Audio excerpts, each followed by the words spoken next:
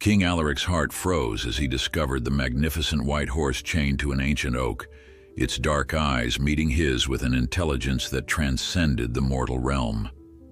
The weathered note attached to its chains promised both salvation and doom. Whoever freed this mystical creature would either unite the fractured kingdom or face utter destruction. Before we continue, don't forget to subscribe to the channel, like the video, and comment where in the world you're watching from. Let's go. The dawn mist clung to the surface of the river like a veil of secrets, obscuring the boundary between water and air.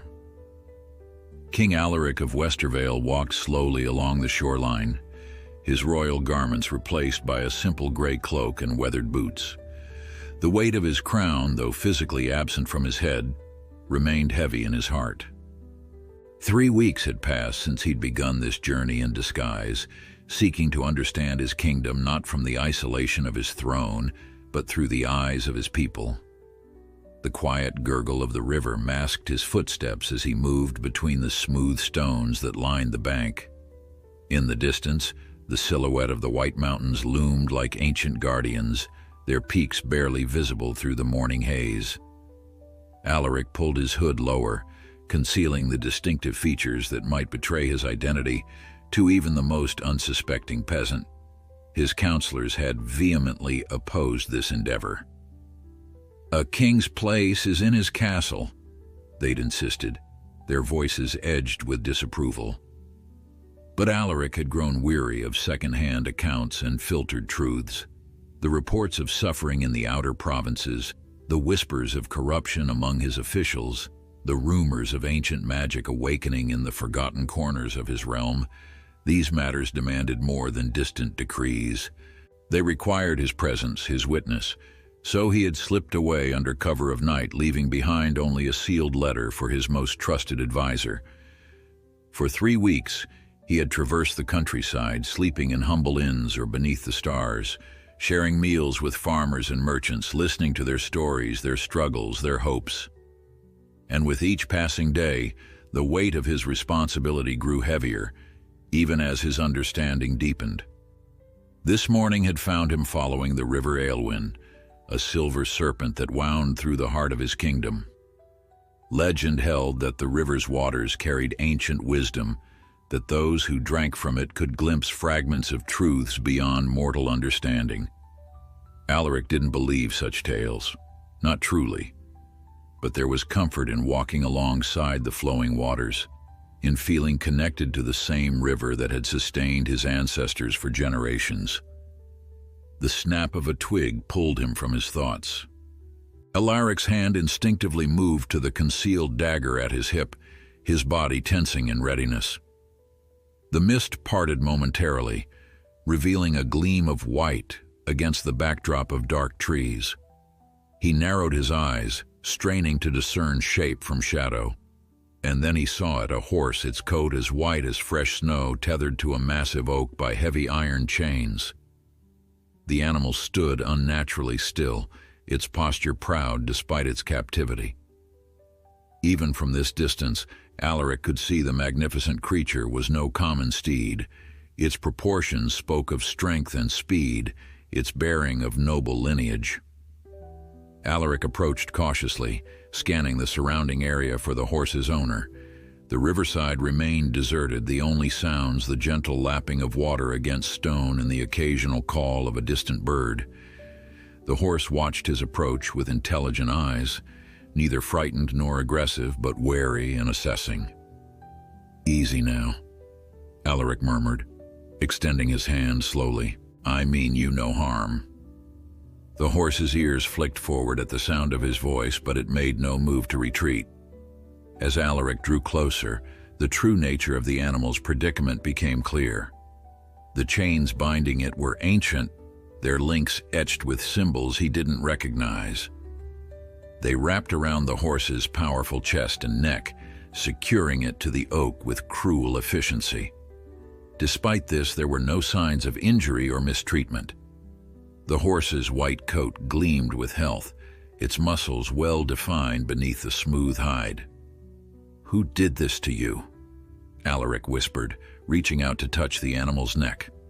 The horse allowed the contact, its dark eyes studying him with an intensity that seemed almost human. "And why leave you here alone?"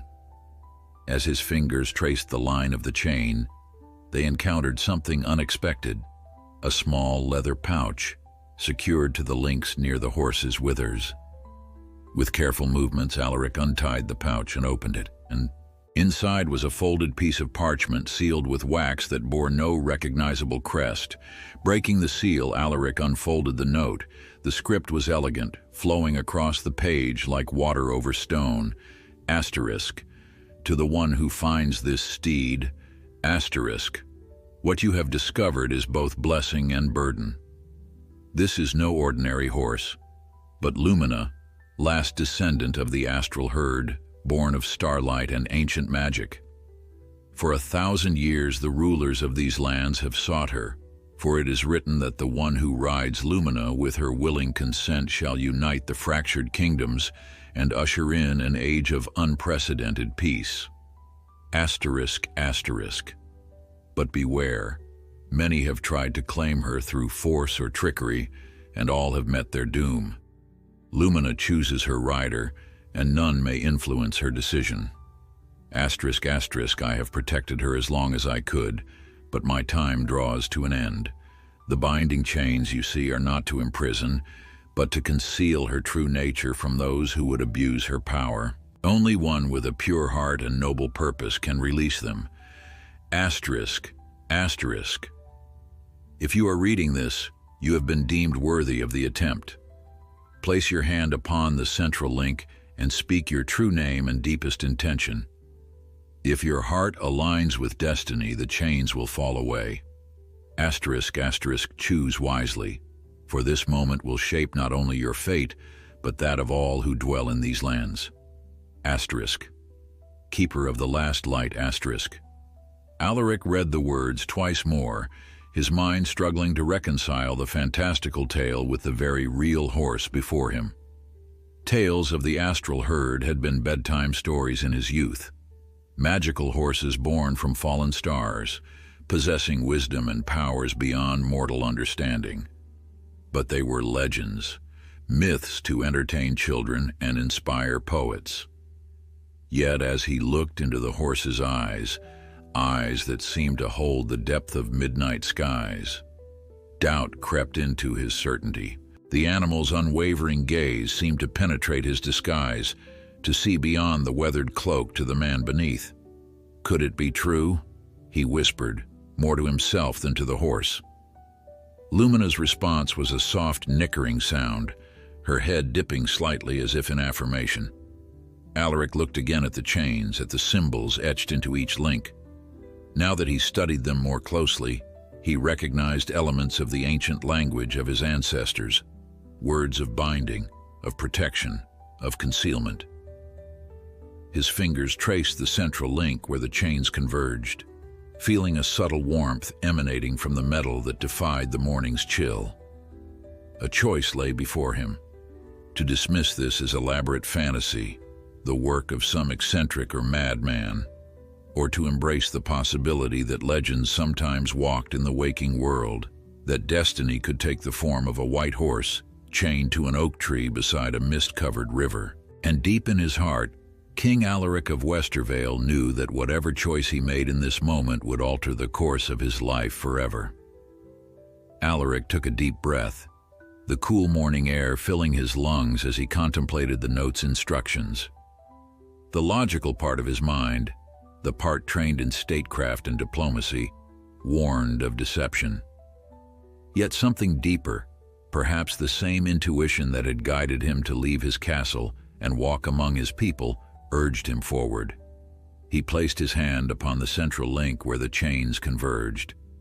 The metal was warm beneath his fingers, pulsing with subtle energy that seemed to flow into his palm and up his arm.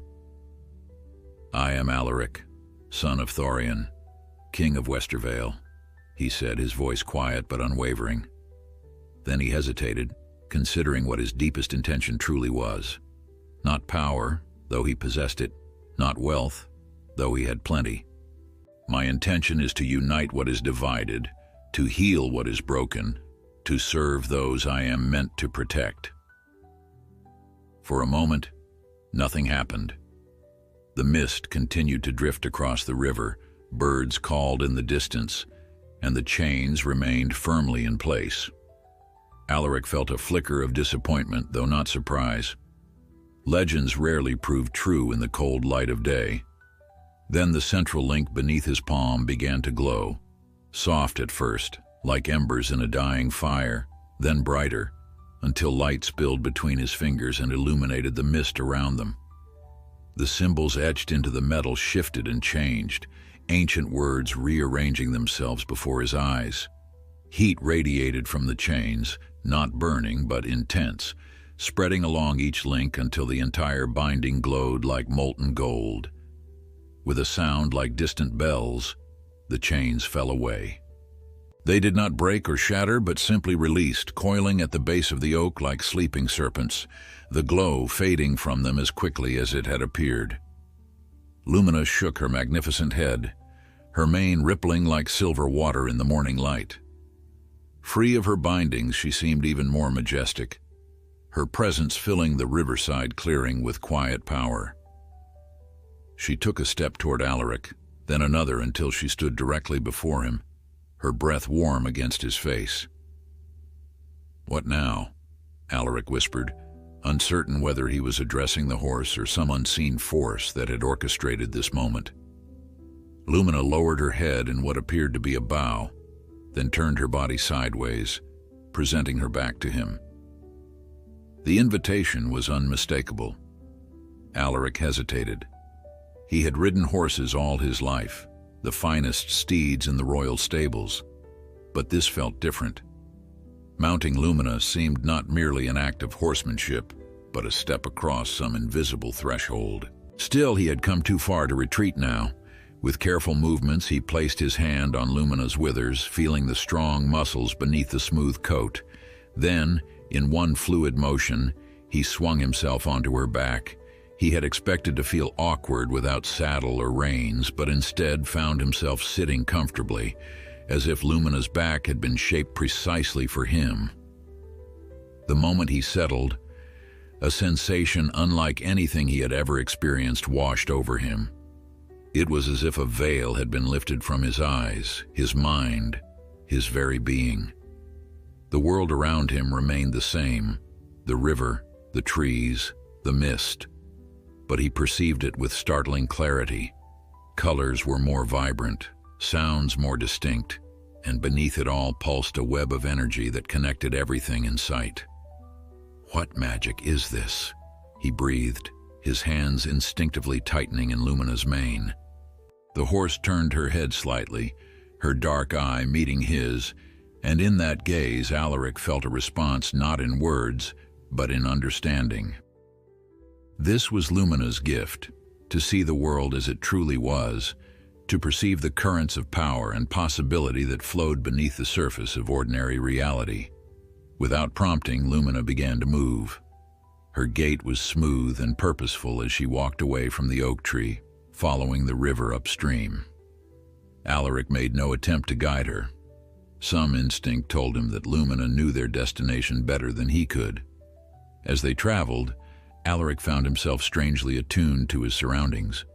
He noticed things he might have overlooked before: the precise pattern of bark on a tree, the subtle variations in the river's flow, the way certain plants leaned toward each other as if sharing secrets. And more than these physical details, he sensed the stories embedded in the landscape.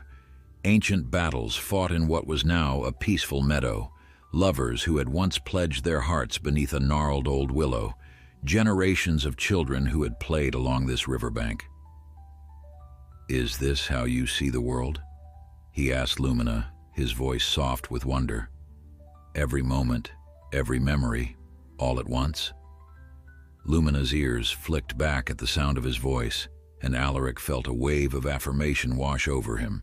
Not just memories her presence seemed to convey, but possibilities as well. The branches of choice and consequence stretching forward into countless futures.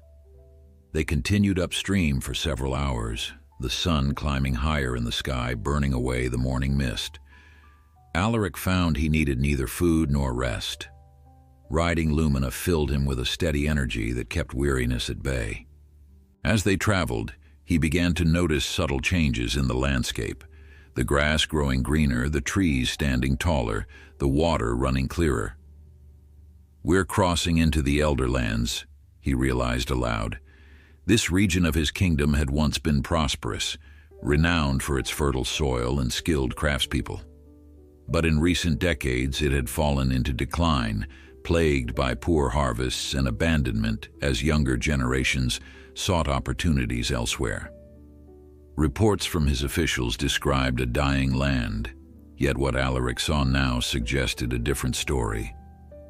Lumina nickered softly, as if confirming his observation, and quickened her pace slightly. Soon they crested a small rise, and the valley of the Elderlands spread before them. From this vantage point, Alaric could see scattered farms in the central village with its stone buildings clustered around a market square. But something was wrong. Even from a distance, he could tell the fields were only partially tilled. Many homes appeared abandoned, and the village square was nearly empty despite it being market day. This matched the reports he had received, yet seeing it firsthand struck him differently. These were not abstract problems on a parchment scroll, but the living reality of his people. As they descended toward the village, Alaric pulled his hood lower to ensure his disguise remained intact. He had no intention of revealing himself, not yet. First he needed to understand. Lumina seemed to sense his thoughts, slowing her pace as they approached the first outlying farms. Several people working in the fields paused to stare at the magnificent white horse and her cloaked rider. Their expressions showed a mixture of wariness and wonder. An old man leaning on a hoe called out as they passed, "Ho, traveler, that's a fine mount you have there. Not seen her like in these parts before." Alaric nodded respectfully. "Good day to you, she is indeed special. How fare things in this village? I am a stranger to these lands." The old man's face creased with a bitter smile. "Poorly, friend, poorly. Though no worse than most places these days, I suppose. If you're looking for comfort or opportunity, you'd best ride on." "What troubles this place?" Alaric asked, genuinely curious to hear the man's perspective. "What doesn't?" The farmer gestured toward the half-empty fields. "The soil grows weak, taxes grow heavy, the young folk leave, and those who remain barely scrape by. The king's men come each season for their due, but the king himself, he might as well be a ghost for all we see of him." The words struck Alaric like a physical blow. He had always believed himself a fair ruler, the tax rates reasonable, his officials just. Yet here was evidence to the contrary, spoken plainly by a man with dirt under his fingernails and truth in his eyes. Before Alaric could respond, Lumina shifted beneath him, her ears pricked forward toward the village. Something in her posture communicated urgency, a need to move forward rather than linger in conversation. "I thank you for your words," Alaric said to the farmer. "Perhaps things will improve." The old man shrugged. "Perhaps, but it'll take more than hope to change our fortunes." As they continued toward the village, Alaric's mind churned with questions. If the Elderland suffered so, what of the kingdom's other provinces? How much had his officials concealed from him, and why? And most troublingly, how had he failed to see what was happening beyond his castle walls? Lumina's discovery had set him on a path he hadn't anticipated, one that might reveal truths he wasn't prepared to face. Yet as the white horse carried him steadily toward the village center, Alaric knew there was no turning back. Whatever awaited him there, whatever revelation or challenge, would shape not only his understanding of his kingdom, but the very nature of his reign. The village of Elderbrook welcomed them with suspicious glances and hushed whispers. Children paused in their play to stare at the magnificent white horse, while adults pretended disinterest, even as their eyes followed Alaric's cloaked figure. He felt their attention like a physical weight, pressing against his disguise, testing its strength. The village square, once the vibrant heart of the Elderlands, stood half empty. A few merchants had set up stalls with meager offerings, withered vegetables, rough-spun cloth, tools that had seen better days. The grand fountain at the center, carved with the royal crest of Westervale, no longer flowed. Its basin was dry, the stone cracked and stained. Even in the worst reports, it wasn't this dire, Alaric murmured, keeping his voice low. Lumina's ears flicked back, catching his words, and he felt a ripple of agreement flow between them. Whatever connection they shared allowed for understanding beyond words, not mind-reading precisely, but a sharing of impressions and emotions that felt as natural as breathing. Alaric dismounted near what appeared to be the village inn, a two-story building with a weathered sign depicting a crown and tankard. "The King's Rest," he read aloud, a touch of irony in his voice. "Wait here," he told Lumina, though something told him she would not wander. Inside, the inn was dim and nearly empty, save for an elderly woman wiping down tables and a broad-shouldered man behind the counter, his face lined with years of sun and worry. The innkeeper looked up as Alaric entered, his expression shifting from hopeful to disappointed in the span of a heartbeat. "We've little to offer travelers these days," he said gruffly, "but what we have you're welcome to." "I seek information more than comfort," Alaric replied, approaching the counter, "and perhaps a meal if one can be spared." The innkeeper nodded, gesturing to a table near the hearth where embers glowed faintly. "Sit. Marla will bring you what we have." Alaric settled at the table, positioning himself to face the door while keeping his hood low. The elderly woman, Marla, presumably, brought him a wooden bowl of stew and a chunk of dark bread. The fare was simple but hot, and Alaric thanked her with genuine gratitude. As he ate, he listened to the sparse conversation around him. Two men in the corner discussed the failed harvest, their voices low but not impossible to overhear. "Third poor year in a row," said one, a weathered farmer with calloused hands. "My grandfather always said this land was blessed by the old magic, that it would never fail so long as the covenant was kept." "Old superstitions," the other man scoffed, though his voice lacked conviction. "It's just bad luck and worse weather." "Is it? Look around you, Thomas. The river runs lower each year, the soil grows barren, even the wild game is scarce. Something's not right, and it's more than bad weather." Alaric ate slowly, absorbing their words. The covenant they spoke of, could it be more than local legend? His education had included the history and mythology of all provinces, but so many ancient practices had been dismissed as superstition by his tutors. The innkeeper approached, refilling Alaric's cup with watered ale. "You've a fine horse," he remarked casually. "Not often we see such quality livestock in these parts anymore." "She found me, more than I found her," Alaric replied honestly. The innkeeper studied him, eyes narrowing slightly. "Curious. There are old tales in these parts, about white horses and destiny." He leaned closer. "They say the ancient kings rode such beasts, that the horses chose them and granted them the wisdom to rule justly." Alaric met the man's gaze steadily. "Do you believe such tales?" "What I believe matters little. But I'll tell you this, things were different when the old ways were respected. The king's grandfather used to visit these lands personally, would ride through on a great black stallion each solstice. He'd listen to grievances, break bread with the elders, ensure the ancient sites were maintained." The innkeeper straightened. "Haven't seen the current king once in all his reign." The words stung, but Alaric kept his expression neutral. Perhaps he doesn't know how things truly stand. The innkeeper gave a bitter laugh. A king who doesn't know his own kingdom isn't fit to rule it. Before Alaric could respond, the door to the inn burst open. A young woman rushed in, her cloak splattered with mud, her face flushed with exertion. "Tax collectors," she announced breathlessly.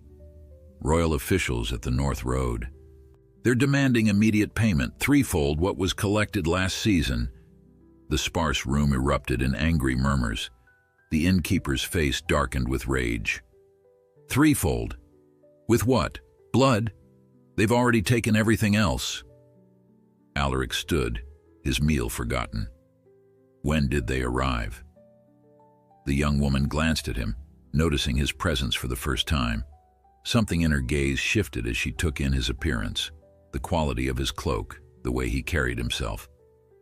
"Just now, a party of 6 armed and bearing the royal seal." "This isn't right," the farmer named Thomas growled. "Even the king couldn't have ordered this. It must be that snake Aldrich Blackthorne again, lining his own pockets." The name hit Alaric like a blow. Aldrich Blackthorne was his appointed tax minister, a man with impeccable credentials and references from noble houses. Could he truly be abusing his position so blatantly? Without a word, Alaric strode toward the door. Outside, Lumina waited exactly where he'd left her, though now she pawed at the ground impatiently as if sensing his urgency. "We need to see these tax collectors," he told her, swinging onto her back with practiced ease. Lumina needed no further prompting. She turned northward and broke into a smooth canter, her hooves barely seeming to touch the ground as they raced through the village streets. Villagers scrambled to clear a path, their expressions a mixture of awe and alarm at the sight of the white horse moving with such purpose. They reached the North Road quickly, where a scene of confrontation was unfolding. 6 men in the royal livery of Westervale, blue and silver, emblazoned with the wolf crest, had formed a semicircle around a group of village elders. The officials were mounted on sleek black horses, their hands resting pointedly on sword hilts. A cart stood nearby, already half filled with sacks of grain and other goods. One official, distinguished by the silver chain of office around his neck, sat at the center. His face was sharp and hawkish, his beard neatly trimmed. Though Alaric had never personally met Aldrich Blackthorne, he recognized the man from official portraits. "The decree stands," Blackthorne was saying, his voice carrying the cultured accent of the capital. "By order of the royal treasury, taxes have been adjusted to meet the kingdom's needs. If you cannot pay in coin, payment in goods will suffice." "This is theft, not taxation," cried an elderly woman, her voice cracking with emotion. "We've already paid our seasonal dues. You cannot demand more when we have nothing left to give." Blackthorne's expression hardened. "Your complaint is noted. However, the Crown's needs are paramount. If you cannot meet your obligations, perhaps seizure of property will be necessary." Alaric felt a surge of cold fury rise within him. This was not his policy, not his decree. Someone was using his name, his authority, to exploit the very people he had sworn to protect. Lumina sensed his anger, responding with a soft, nickering sound that seemed to ask a question. Alaric leaned forward, whispering close to her ear. "Yes, I must reveal myself, but not yet. First, I need to understand how deep this corruption runs." The white horse tossed her magnificent head, then stepped forward with deliberate grace. As they approached, conversations faltered, and all eyes turned toward them. Alaric kept his hood raised but straightened his posture, allowing some of his natural authority to show through his disguise. "What occurs here?" he called out, his voice carrying the command of one accustomed to being obeyed, though he tempered it with an affected rural accent. Blackthorne turned, irritation flashing across his features at the interruption. Then his eyes widened slightly as he took in the sight of Lumina, her white coat almost luminous in the afternoon sun. "Tax collection, citizen," Blackthorne replied smoothly, recovering his composure. "Official crown business. It does not concern you unless you're a resident of Elderbrook." "I concern myself with justice," Alaric replied evenly, "and this does not appear just." Blackthorn's eyes narrowed as he studied Alaric and Lumina. His gaze lingered on the white horse with an intensity that suggested recognition, not of Lumina specifically, but of what she might represent. "Justice," Blackthorn repeated, a thin smile spreading across his face. "A noble concern, traveler. However, these matters are complex. The crown requires funds to maintain peace and prosperity throughout the realm. Sometimes difficult measures must be taken." "What prosperity do you see here?" Alaric gestured to the village behind him. "These people have already paid their seasonal dues. By whose authority do you demand more?" A dangerous light flickered in Blackthorn's eyes. "By the authority of King Alaric of Westervale, whose servant I am. Perhaps you would care to question his judgment directly." The threat in his voice was unmistakable. The village elders watched the exchange with growing unease. They had seen what happened to those who defied the king's officials: seizure of property, imprisonment, sometimes worse. Yet they remained, hope kindling, as the stranger on the white horse stood his ground. "I would indeed question it," Alaric replied, his voice level, "for I do not believe King Alaric knows what is done in his name." Blackthorn laughed, a cold sound devoid of humor. "Bold words from a nameless wanderer. Tell me, what do you know of the king's mind? Have you sat in his council chambers? Have you read the treasury reports that cross his desk each morning?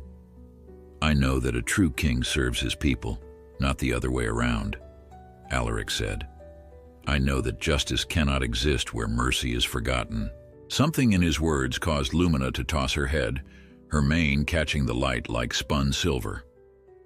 Several of the villagers gasped, and even Blackthorn's smug expression faltered momentarily. An elderly man stepped forward from among the village elders.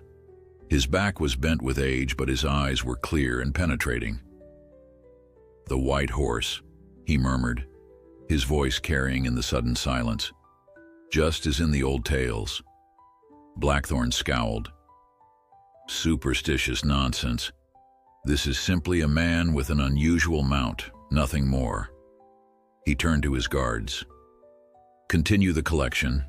Anyone who resists will face consequences."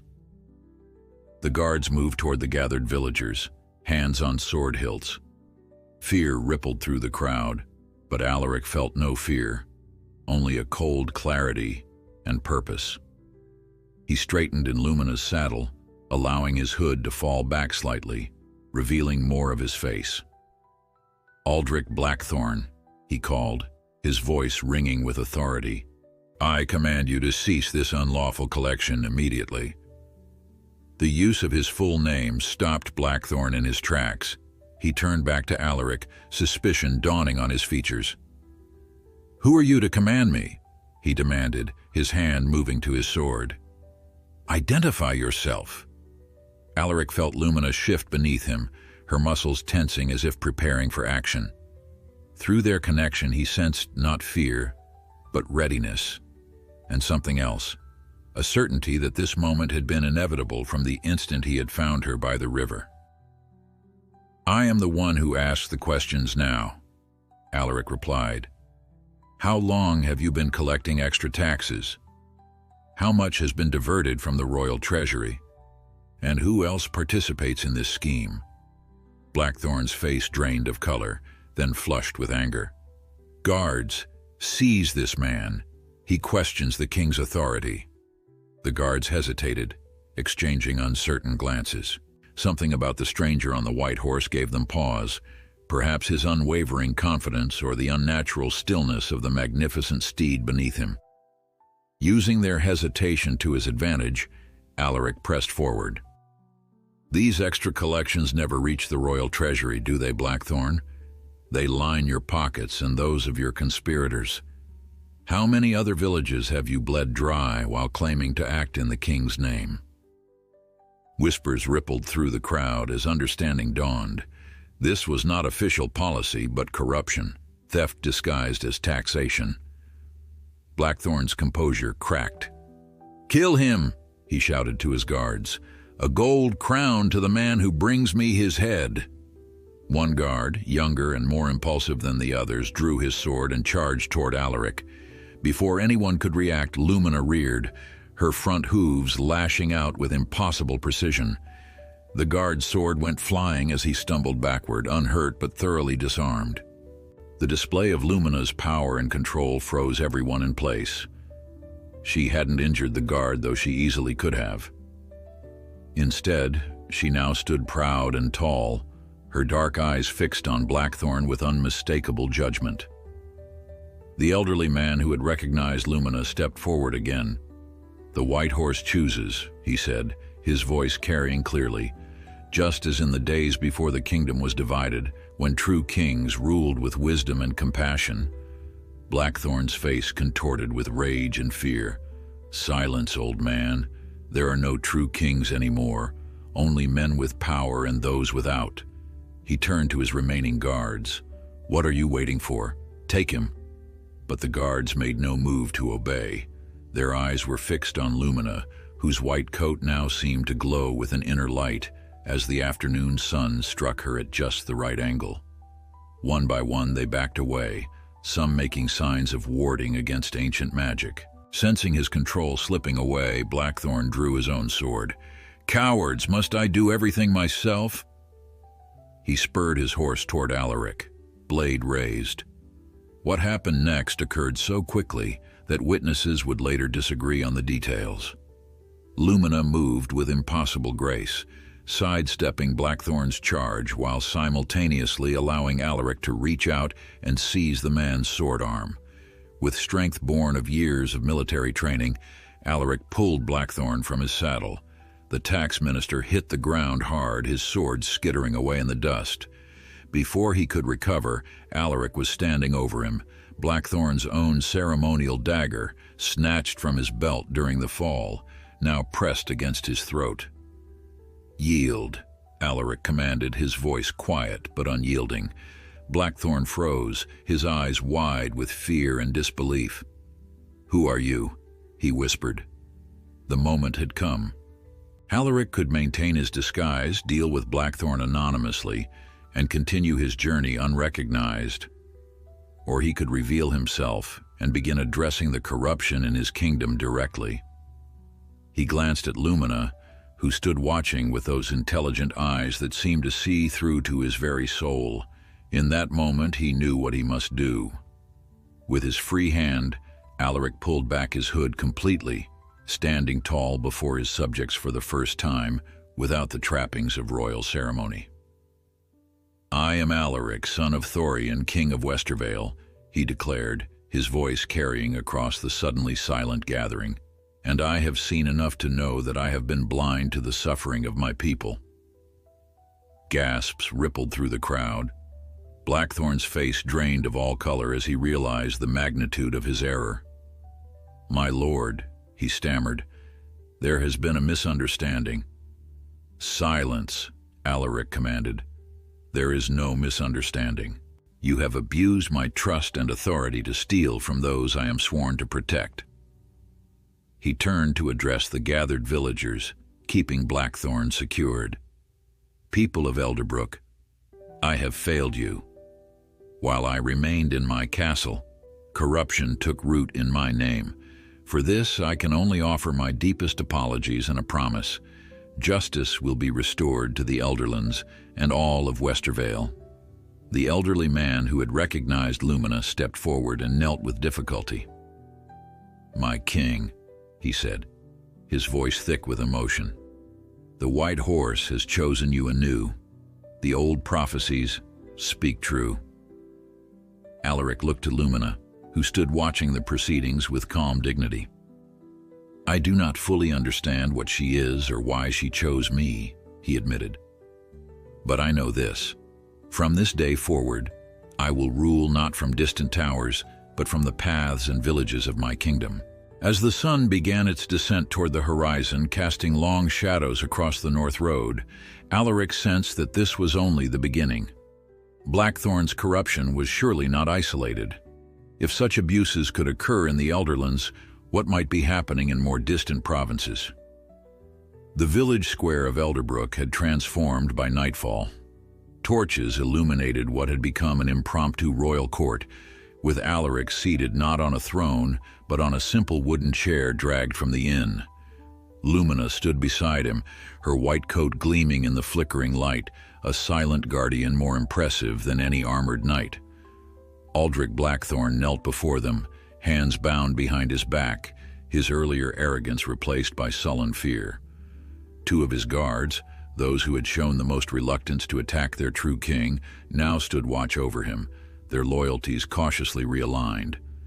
"Speak truthfully now," Alaric commanded, his voice carrying across the hushed crowd. "Who else participates in this scheme? How far does this corruption extend?" Blackthorn's eyes darted around, calculating even in defeat. "My lord, I acted alone, driven by desperation after poor investments." Lumina snorted loudly, stamping a hoof against the cobblestones. The sound echoed like a judge's gavel. Blackthorn flinched as though struck.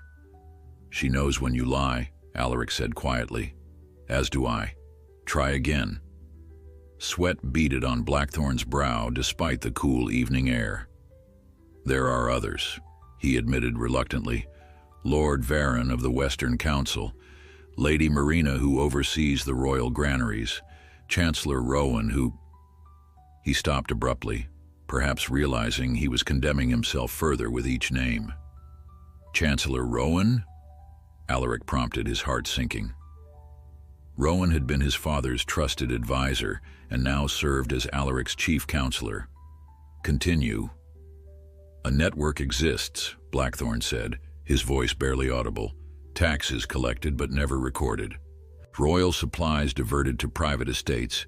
Land seized through falsified debts. It began small years ago, but now—" He trailed off, unable to meet Alaric's gaze. "Now it has nearly destroyed what my ancestors built." Alaric finished for him. The revelation cut deep. These were not strangers, but trusted officials. Some he had personally appointed. Their betrayal was also his failure. Alaric turned to the village elders who had gathered close. "I need quill and parchment. I must send word to the capital immediately." As his orders were carried out, the elderly man who had recognized Lumina approached and bowed deeply. "My king, if I may speak." "Please do." Alaric gestured for him to continue. "And your name, good sir?" "Thaddeus, your majesty. I was but a boy when your grandfather last visited these lands, but I remember well the covenant he renewed." "Covenant?" Alaric leaned forward, intrigued. "The same one mentioned earlier today? I would know more of this." Thaddeus nodded solemnly. "In the old days, before Westervale was unified, these lands were known as the heart of the realm. The ancient kings would come each solstice to the sacred grove, where the river bends around 3 standing stones. There they would renew the covenant between crown, land, and people. What did this covenant entail? The king would offer 3 drops of blood to the earth, drink water from the sacred spring, and pledge to protect the balance between what is taken and what is given back. In return, the land would flourish, providing abundance for all." Thaddeus gestured to the surrounding countryside. "Your grandfather maintained this tradition. After his passing, your father visited once but never completed the rite, and you—" "I never came at all," Alaric finished, understanding dawning. "You believe the land suffers because the covenant was broken?" Thaddeus spread his hands. "I am an old man with old beliefs, your majesty. Perhaps it is mere superstition. Yet the decline began when the royal visits ceased, when the ancient ways were forgotten." Lumina nickered softly, nudging Alaric's shoulder with her muzzle. Through their connection, he felt not ridicule for these superstitions, but a sense of affirmation, of rightness. "Where is this sacred grove?" Alaric asked. "Half a day's ride upriver, your majesty. Few visit it now. The path has grown over, but I could guide you if you wish." Alaric nodded thoughtfully. "Tomorrow then. Tonight." there is justice to administer. By the time the moon had risen fully, Alaric had written and sealed 3 messages, one to his royal guard captain, ordering the immediate arrest of the conspirators Blackthorn had named, another to his steward commanding a full audit of the treasury, the third to Chancellor Rowan himself, not an accusation but a summons that would give nothing away while ensuring his presence when Alaric returned to the capital. The messages were entrusted to the 2 guards who had shown loyalty, now dispatched on the swiftest horses available.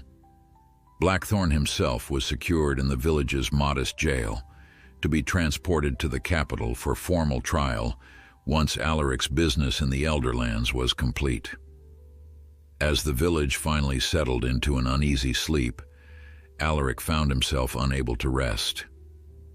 He stood at the window of his room at the inn, gazing out at Lumina, who had refused shelter, preferring to remain beneath the stars in the village square.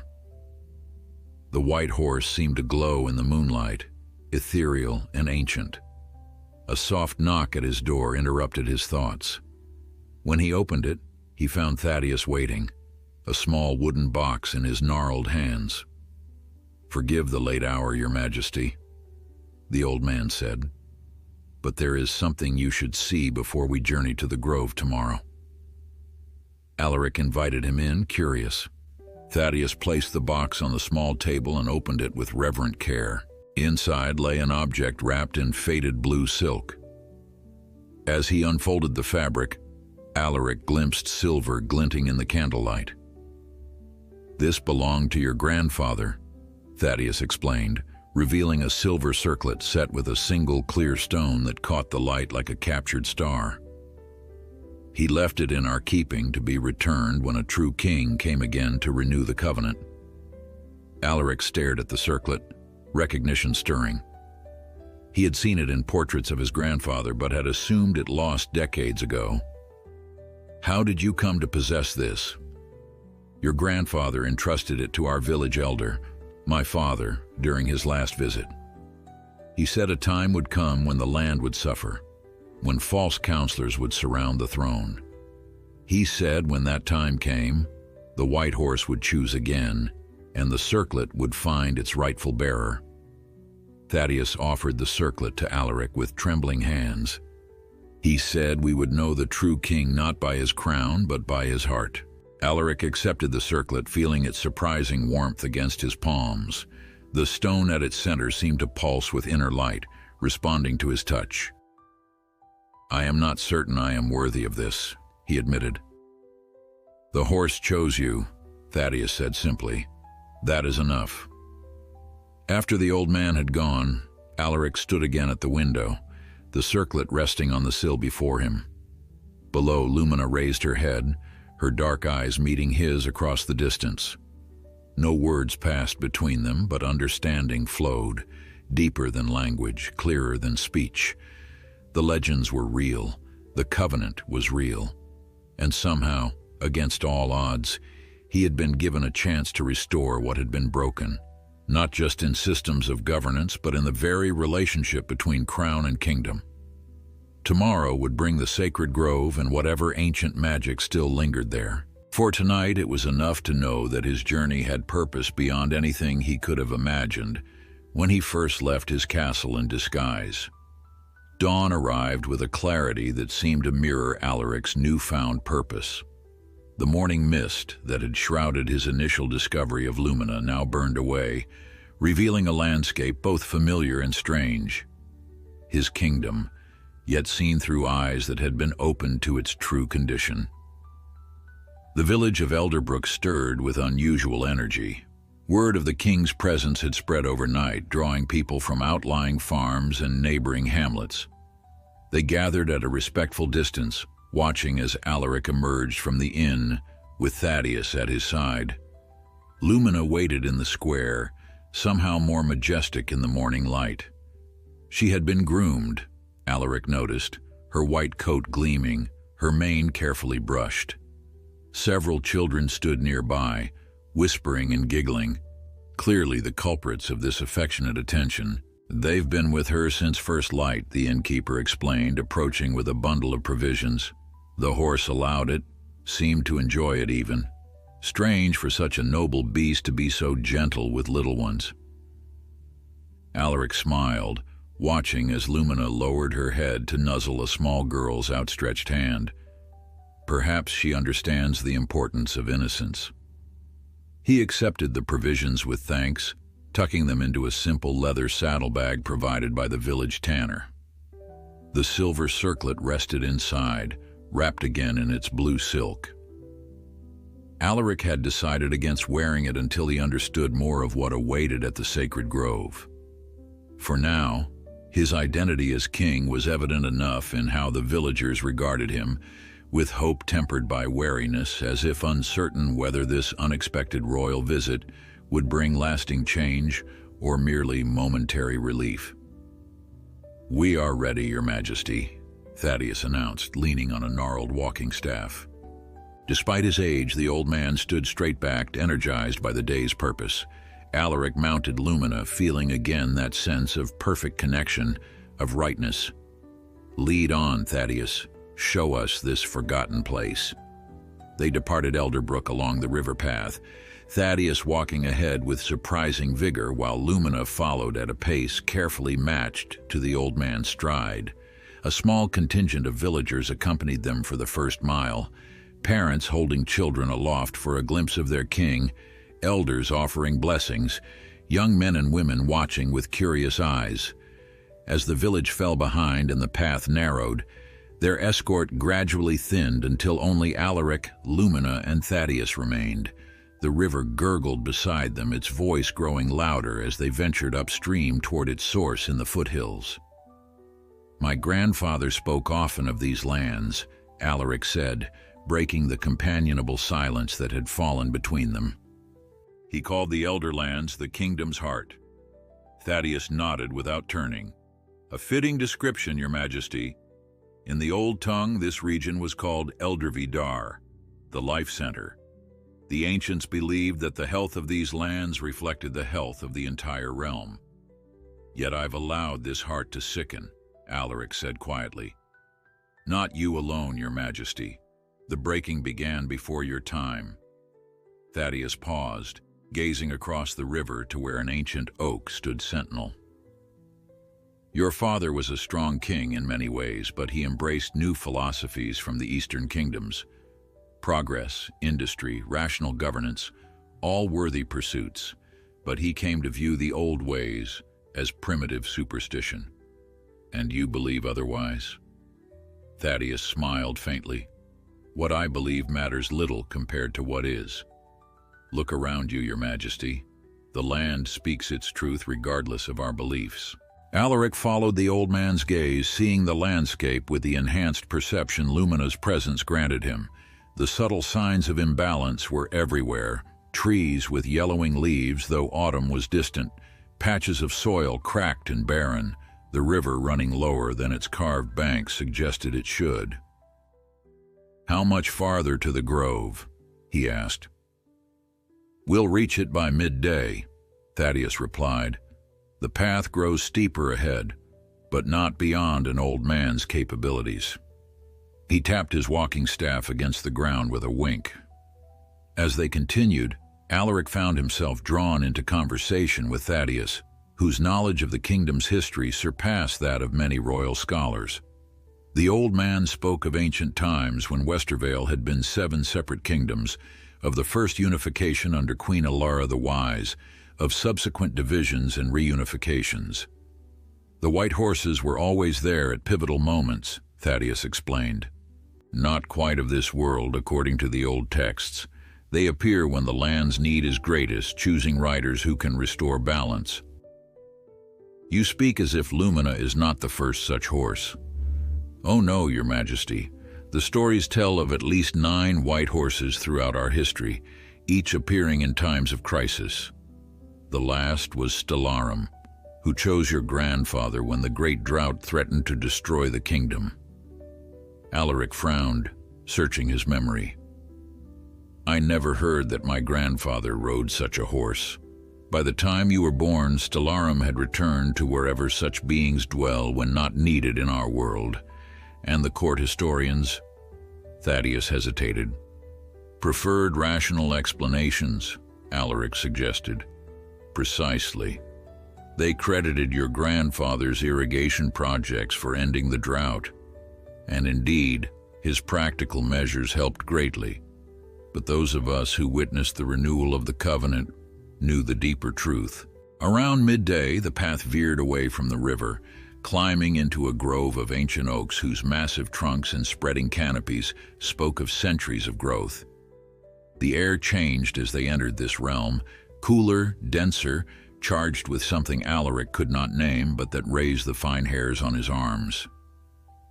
"We have arrived," Thaddeus announced, stopping at the edge of a perfect circle of grass surrounded by 12 particularly massive oaks. In the center stood 3 weathered standing stones, each twice the height of a man, arranged in a triangle. Between them, a small spring bubbled up from the earth, its water catching the dappled sunlight that filtered through the canopy above. Lumina halted without prompting, and Alaric felt a tremor pass through her powerful frame. Not fear, but recognition. This place held meaning for her. Thaddeus turned to face Alaric, his expression solemn. The sacred grove of Elder Vidar. For 1,000 years, kings and queens have come to this place to renew their bond with the land. None have entered for 3 decades. Alaric dismounted slowly, feeling the weight of history pressing upon him. The grove seemed to observe him, ancient and patient. "What must I do?" "First, you must enter alone," Thaddeus said. "Only those of royal blood may pass between the guardian oaks into the inner circle. I will wait here." "And Lumina?" The old man smiled. "The white horse goes where she will. The ancient texts say they are beyond the boundaries that constrain mortal beings." As if in confirmation, Lumina stepped forward, crossing the invisible threshold into the grove without hesitation. She moved to the center of the circle, standing beside the 3 stones with an air of belonging. Alaric reached into his saddlebag and withdrew the silk-wrapped circlet. Whatever awaited him in that circle of ancient stones, he would face it as who he truly was, not just King Alaric of Westervale, but a man seeking to understand his place in a world where legend and reality had begun to merge. Alaric approached the boundary of the inner circle, the silver circlet held reverently in his hands. As he stepped between 2 of the ancient oaks, a subtle resistance met him. Not physical, but a pressure against his very essence, as if the grove were testing his right to enter. For an instant he felt suspended between heartbeats, neither accepted nor rejected. Then, like a held breath finally released, the pressure dissolved. The grove had recognized him. Inside the circle, the air hummed with palpable energy. Sunlight filtered through the canopy in shifting patterns that seemed almost deliberate, illuminating the 3 standing stones in turn. The spring at the center bubbled with crystal-clear water, each droplet capturing light like a tiny star. Lumina stood waiting, her white coat luminous against the deep greens and browns of the grove. Her dark eyes watched Alaric with ancient wisdom as he moved toward the center of the circle, his footsteps silent on the carpet of soft grass. "What now?" he whispered, though he wasn't certain if he was addressing Lumina, the grove itself, or some unseen presence that seemed to linger just beyond perception. Lumina approached the central spring and lowered her head to drink. As her lips touched the water, ripples spread outward in perfect concentric circles, far more symmetrical than natural movement would allow. When she raised her head again, droplets clung to her muzzle, catching the light like liquid diamonds. Understanding flowed into Alaric without words.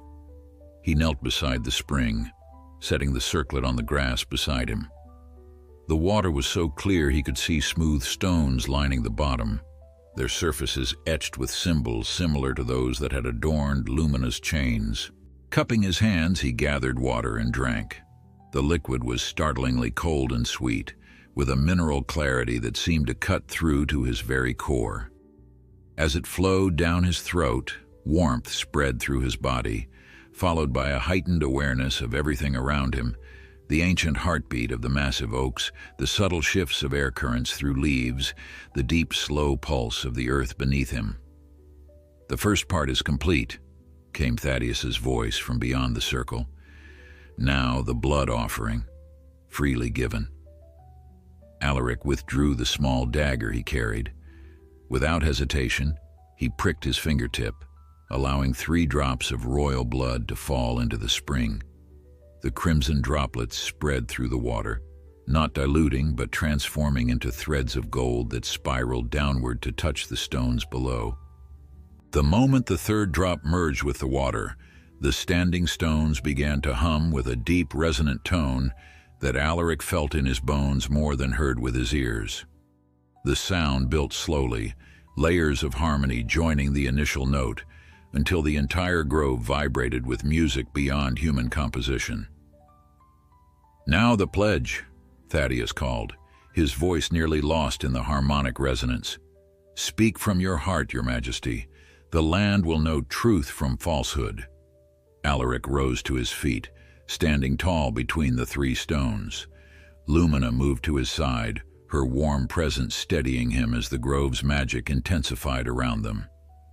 "I, Alaric, son of Thorian, rightful king of Westervale, stand before the ancient powers of this land," he began, words coming to him as if whispered by the wind itself. "I acknowledge the broken covenant, the neglect that has wounded both crown and kingdom. I offer not excuses but understanding, not justifications but commitment to healing what has been harmed." As he spoke, the golden threads in the spring rose upward, hovering in the air before him like a constellation of liquid light. "I pledge to restore balance between what is taken and what is given, to remember that a king's purpose is not power, but service, not wealth, but stewardship, to listen not only to counselors in gilded halls, but to the voices of all who dwell within these borders, to protect not just boundaries and interests, but the very soul of this realm."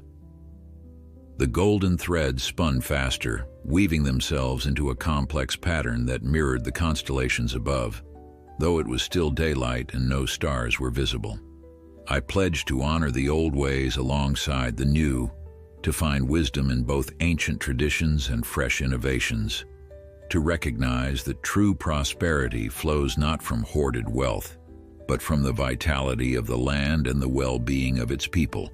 Lumina pressed closer, her warmth flowing into him as the magic of the grove intensified. The boundary between his consciousness and the greater awareness of the land began to blur.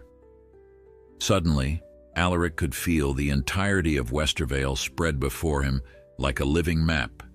Rivers pulsing like veins, forests breathing like lungs, villages glowing with the collective light of human lives. He could also feel the wounds, barren patches where corruption had drained the land's vitality, shadowed areas where injustice festered, broken connections where communities had lost faith in their king and each other. "I pledge my reign, my strength, and if necessary, my life to the healing of Westervale. This I swear by blood, by water, by the crown I bear, and by the white horse who chose me." With these final words, Alaric reached down and took up the silver circlet. As he raised it toward the dappled sunlight, the single clear stone at its center caught the light and exploded with brilliance, as if a star had descended to rest within the metal band. He placed the circlet upon his head. The effect was immediate and overwhelming. The golden threads shot toward him, enveloping him in a cocoon of light. For a moment that seemed to stretch into eternity, Alaric ceased to exist as a separate being. He was the land, every tree, every river, every creature, every person. Their joys and sorrows, hopes and fears flowed through him in a torrent of pure experience. Then abruptly, he was himself again, standing in the sacred circle, the circlet cool against his brow, Lumina steady beside him. But something had changed. A connection had been forged that he could still feel, a living link between his own heartbeat and the greater rhythm of the kingdom. The humming of the stones gradually faded, leaving behind a profound silence. Then, as if responding to some unheard signal, birds began to sing from the surrounding oaks. A gentle breeze rustled through leaves that suddenly seemed greener, more vibrant. The spring bubbled with renewed vigor. Thaddeus stepped into the circle, permitted now that the rite was complete. Tears streamed freely down the old man's weathered cheeks as he knelt before Alaric. "The covenant is renewed," he said, his voice thick with emotion. "You are truly king now, your majesty, not just by birth and title, but by the blessing of the land itself." Alaric helped the old man to his feet, feeling both humbled and strengthened by what had transpired. "What happens now, Thaddeus? Will the land heal instantly?" Thaddeus shook his head. "The renewal of the covenant is but the first step, your majesty. It opens the way for healing, but the work itself remains to be done. The corruption that has taken root in your court must still be purged. The trust of your people must still be earned. The balance must still be restored through wise governance and just decisions. But you are no longer alone in this task," the old man added, gesturing to Lumina. "The White Horse has chosen you, and the land itself now strengthens you. Few kings in our history have been so blessed." As if in confirmation, Lumina pressed her muzzle against Alaric's shoulder. Through their connection, he felt not just her presence, but something of what she truly was, an emissary of powers beyond mortal understanding, a bridge between the seen and unseen worlds, a guide for kings when ordinary wisdom failed. Looking into her dark, infinite eyes, Alaric understood that his journey had truly just begun. Finding Lumina by the river had not been chance but destiny, the first step on a path that would test him in ways he could not yet imagine. They emerged from the sacred grove as afternoon light gilded the surrounding hills. Alaric walked beside Lumina rather than riding her, feeling a new reverence for their partnership. The silver circlet remained on his brow, its weight barely noticeable, yet somehow anchoring him to both his responsibility and new awareness.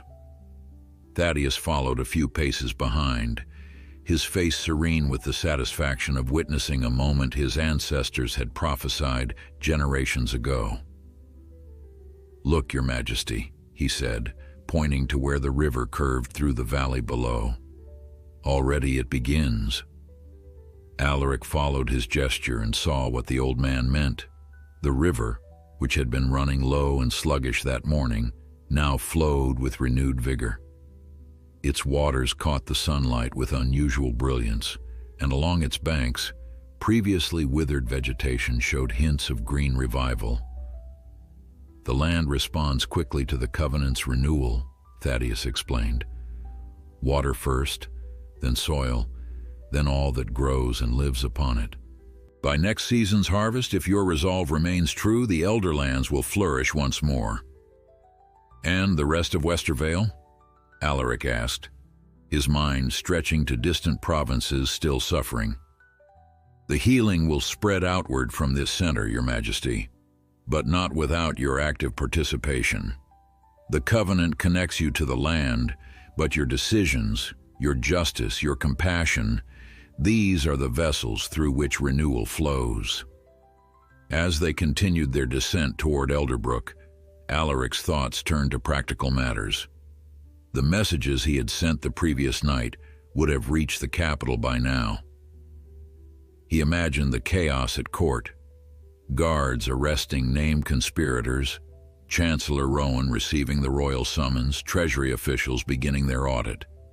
It would be days before he could return to take direct control of the situation. "We should not delay our return to the village," he said. "By nightfall, I must dispatch more detailed orders to the capital." Thaddeus nodded agreement, but Lumina suddenly halted, her ears pricked forward. Through their connection, Alaric sensed tension, alertness, not quite danger, but caution. "Someone approaches," he said quietly, instinctively placing a hand on the hilt of his dagger.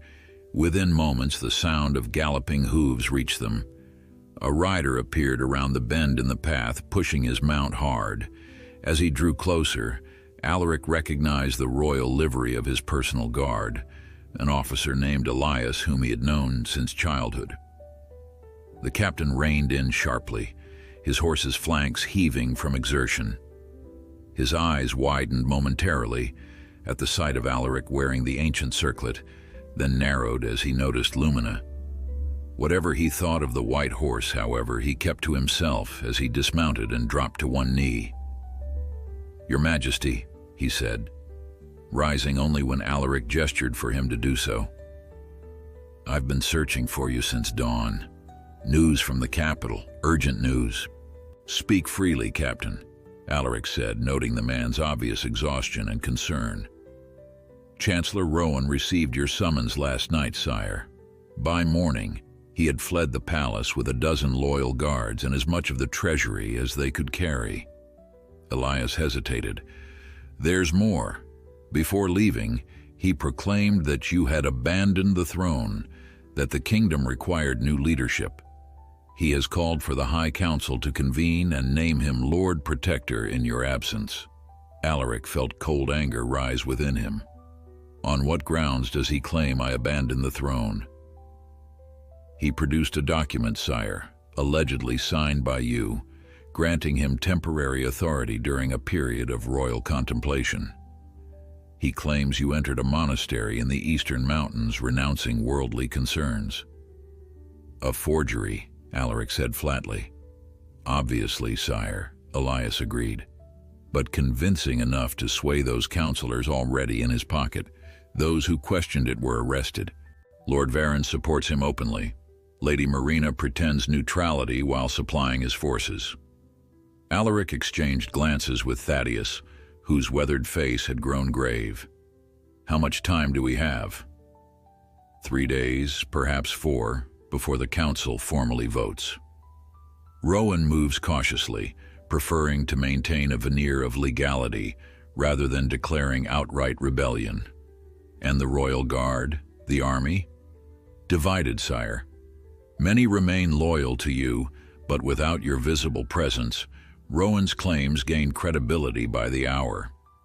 Some units have declared for him already, particularly those whose commanders benefited from the corruption you began to uncover."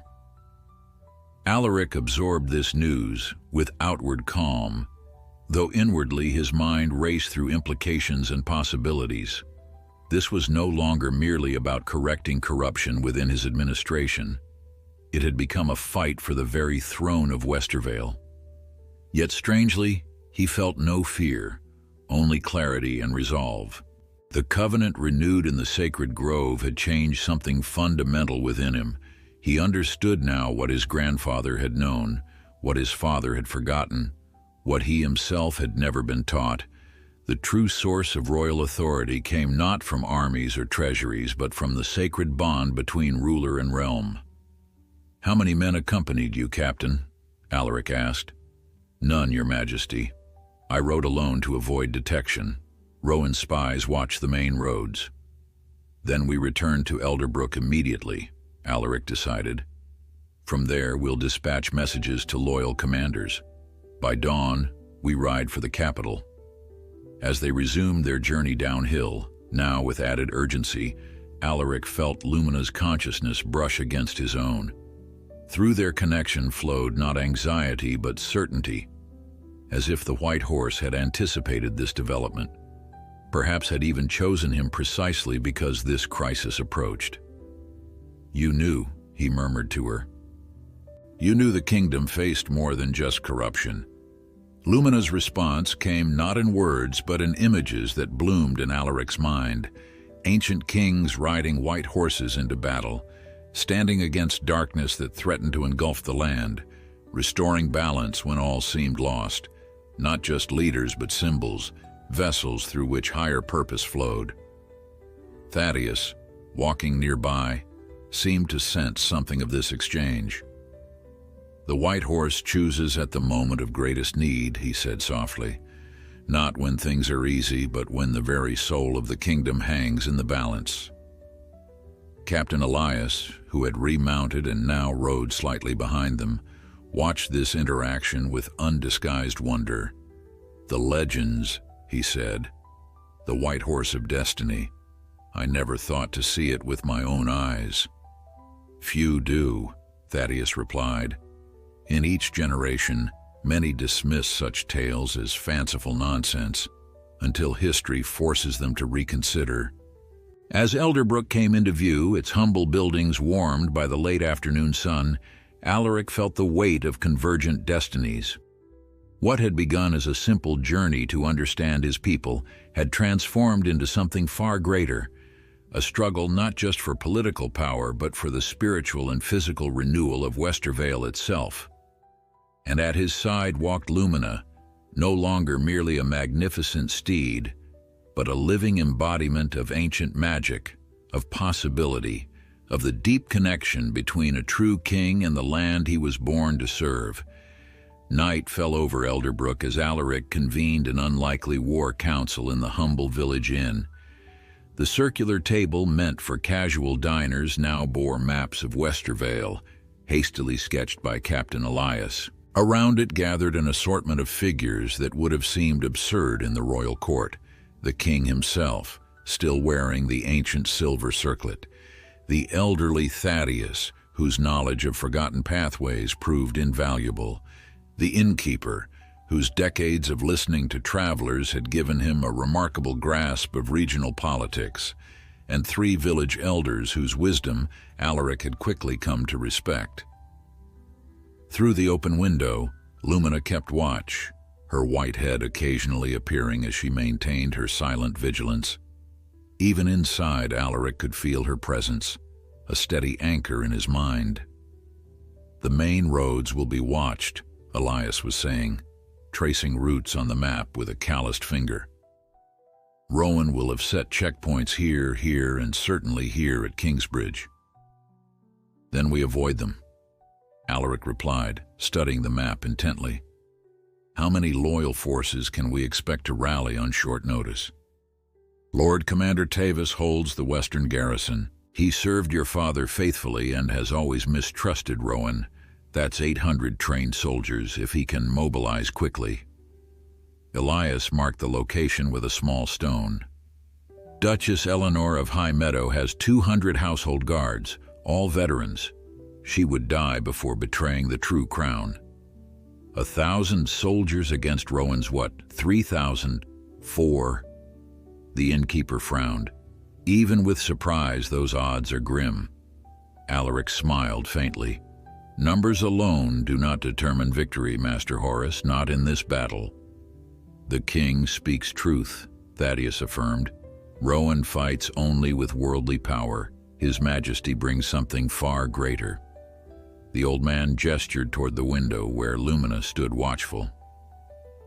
"The white horse has chosen. The covenant is renewed. These are not mere symbols, but powers that shape destiny."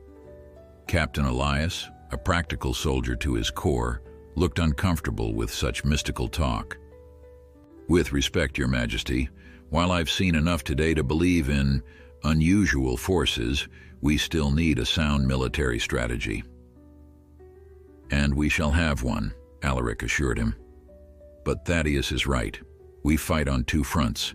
The visible battle for the throne, yes, but also a deeper struggle for the very soul of Westervale." As they continued planning into the night, messages were dispatched to loyal nobles and commanders throughout the kingdom.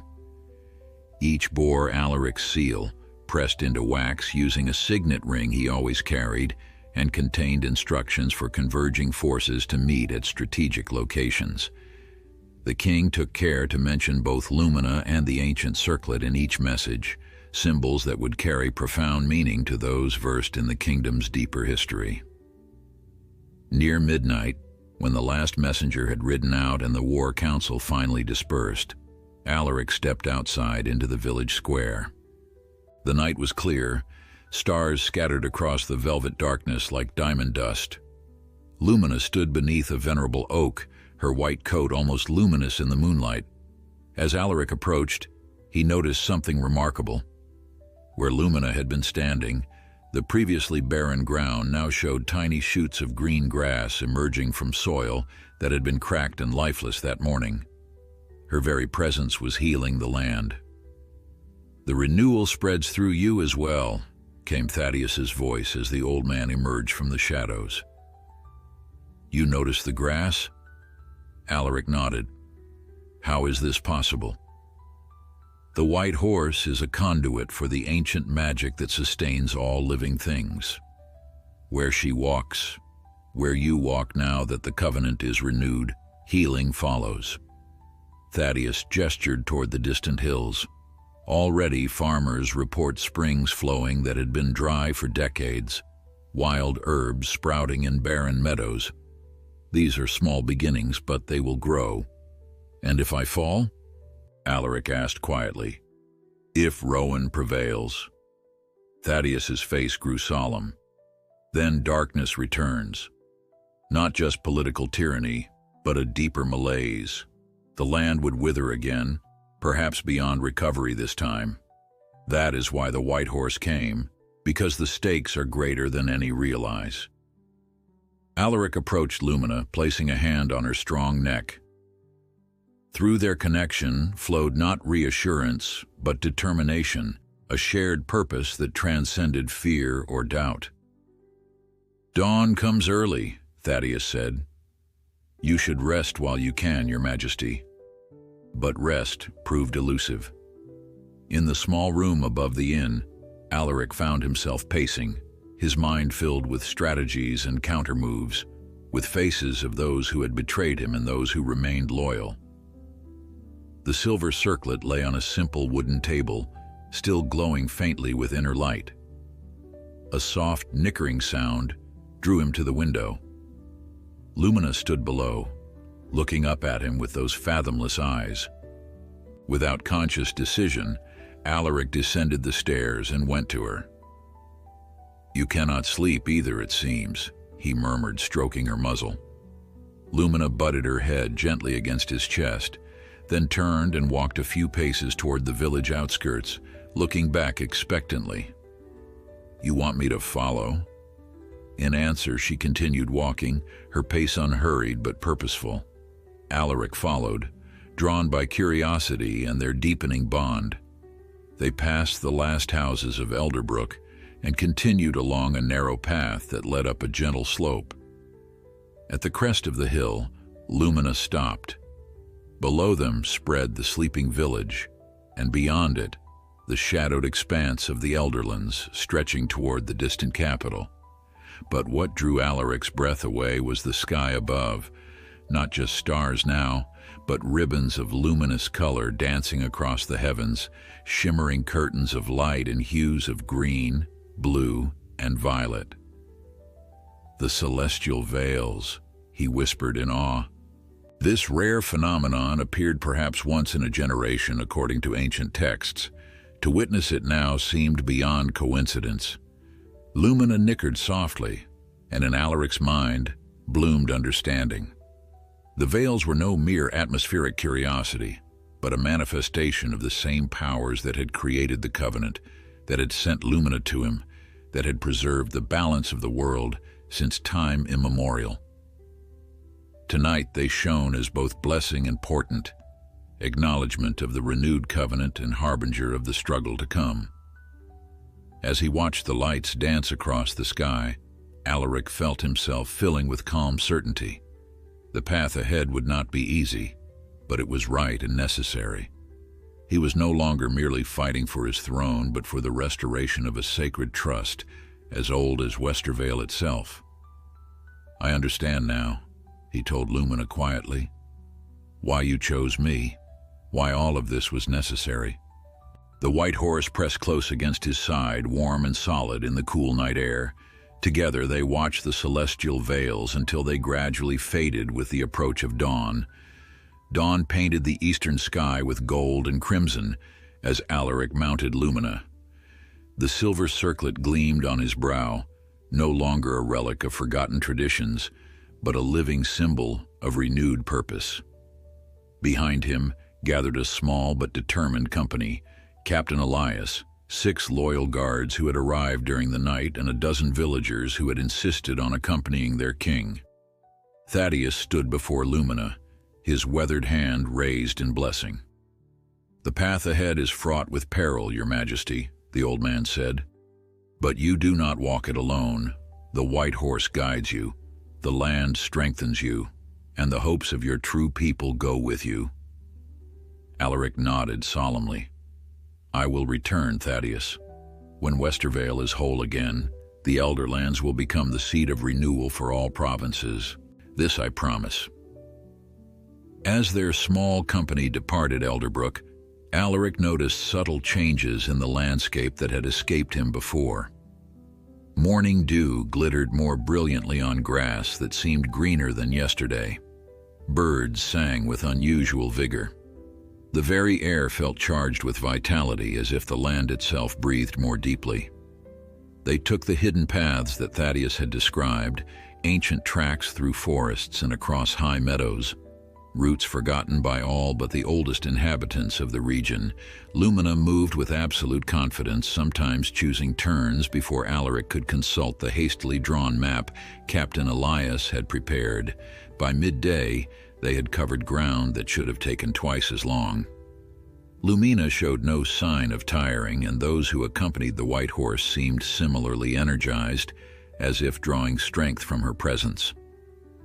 When they paused briefly beside a clear stream, Alaric heard his guards whispering among themselves. "The legends were true," one said. "My grandmother spoke of the white horse who appears when the kingdom's need is greatest. Did you see how the withered field we passed an hour ago has new growth? Only where she walked, like a trail of green following her hooves. And the king, have you noticed how he's changed? There's something in his eyes now, something ancient and powerful." Alaric pretended not to hear, but their words confirmed his own observations. The Covenant's renewal had altered him in ways he was still discovering. His senses were sharper, his thoughts clearer. Most significantly, his connection to Westervale had deepened beyond mere political authority. He could feel the kingdom as an extension of himself. Its wounds, its strength, his strength. As they continued their journey, messengers found them at predetermined points, bringing news that both encouraged and alarmed. Lord Commander Tavis had mobilized the western garrison and marched toward the capital. Duchess Eleanor's forces had secured the southern road, but Rowan had proclaimed himself Lord Protector. With the High Council's approval, won through a mixture of bribery, threats, and the forged document claiming Alaric had abdicated. "He plans a formal coronation at sunset tomorrow," reported the final messenger, a young scout with dirt still streaking her face from hard riding, "to make his usurpation appear legitimate in the eyes of the people." "Then we have little time," Alaric said, gazing toward the distant spires of the capital that had just become visible on the horizon. "We must reach the city before nightfall." As the sun began its westward descent, their small company was joined by others. First, a contingent of forest rangers loyal to the crown, then a company of mounted knights bearing the standard of Duchess Eleanor. By the time they crested the final hill overlooking the capital, Alaric led not a dozen followers but nearly 300. The city spread before them, its white walls gleaming in the late afternoon light. From the royal palace at its center, blue and silver banners still flew, Alaric's colors, but the streets below were unnaturally quiet, as if the entire population held its breath in anticipation of conflict. "The city gates will be guarded," Captain Elias warned. "Rowan will have placed his most loyal men there." Alaric studied the familiar skyline, then turned to Lumina. Through their connection flowed not words but understanding, a path revealed. "We will not approach by the main gates," he announced. "There is another way." He led them down the hillside, not toward the city's grand entrance, but to its eastern edge where an ancient riverbed cut through crumbling walls. Decades ago, when the river changed course, This section had been sealed with iron gates, then largely forgotten. It appeared on no current maps, but Alaric had discovered it as a boy during his explorations. When they reached the sealed passage, Alaric dismounted and approached the rusted gates. They had been built to withstand floodwaters, not armies, but time had corroded their once imposing strength. He placed his hand on the central lock, feeling the power of the covenant flow through him. "Open for your king," he commanded, his voice resonating with authority that transcended the physical. With a groan of protesting metal, the ancient gates swung inward, revealing a shadowed tunnel beneath the city walls. One by one, their forces entered the capital undetected. They emerged in the old quarter, where narrow streets wound toward the central plaza. Here, Alaric split their company. Captain Elias would lead the majority to secure the palace's outer walls, while Alaric himself, accompanied by only 20 chosen guards, would confront Rowan directly. As they approached the palace, news of their arrival spread through the city like wildfire. Windows opened, faces appeared, and soon citizens spilled into the streets. Many recognized their true king immediately, falling to their knees or calling out blessings. Others stared in wonder at Lumina, whose white coat blazed like a beacon in the fading daylight. The palace gates stood open, oddly undefended.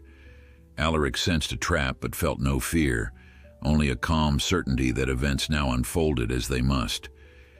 He urged Lumina forward, and the magnificent horse carried him across the threshold of his own home as if returning from a journey far longer than the mere weeks he had been absent.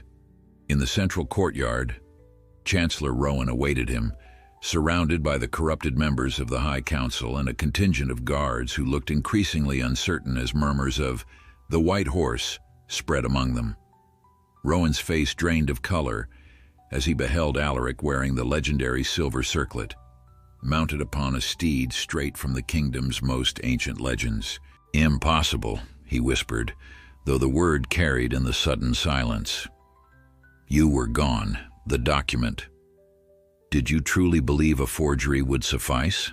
Alaric asked, his voice carrying across the courtyard without effort. "Did you think the throne of Westervale could be claimed through mere parchment and wax?" The usurper's composure cracked. "Guards, seize him! He is an impostor using tricks and superstition to claim the throne." Not a single guard moved. Alaric dismounted, standing tall before his former chancellor. "I am Alaric, true king of Westervale. The white horse has chosen me. The ancient covenant is renewed. The land itself acknowledges my right to rule." He gestured to the silver circlet. "This crown, entrusted to the Elderlands by my grandfather, has returned to its rightful bearer." As if in response to his words, the circlet's central stone flared with brilliant light, illuminating the courtyard as the sun dipped below the horizon. Lumina stepped forward, her presence commanding more attention than any mortal being. One by one, the guards dropped to their knees. Council members followed, leaving Rowan standing alone, abandoned by those he had thought controlled. "It's over, Chancellor," Alaric said quietly. "The corruption ends today." Rowan's hand moved to his sword, desperation in his eyes, but before he could draw, Lumina interposed herself between him and Alaric, her dark eyes fixed on the usurper with ancient judgment. Whatever Rowan saw in that gaze broke his final resistance. His sword clattered to the stones as he fell to his knees. As stars appeared in the darkening sky, Alaric stood once more in his rightful place, with Lumina beside him and a kingdom beginning to heal. The white horse, once chained beside a misty river, had indeed changed his destiny forever, and through him, the destiny of Westervale itself.